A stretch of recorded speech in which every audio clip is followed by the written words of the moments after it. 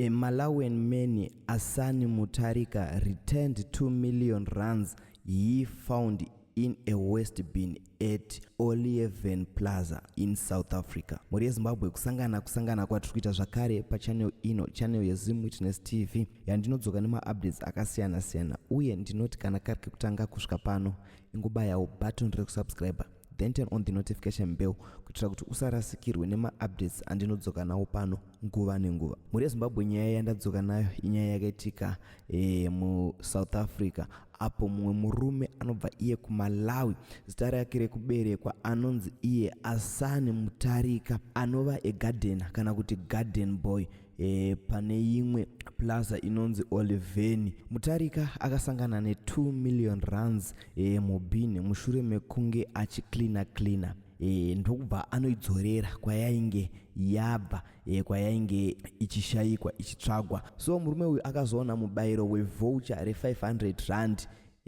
rekuti ange achishopawo mukurikavha kwaakaitawo 2 million rands. Muri yeZimbabwe unoionawo sei? Toti ndiwe wanhonga 2 million rand iyi, unoishandisa here kana kuti unonoidzorera sezvakaita mukoma Asani vekuMalawi ava, kana kuti unongoisawo muhomwe wototi mhuri yangu yawana chekudya, mhuri yangu yapfuma, mhuri yangu yava kuenda pamudya ndigere.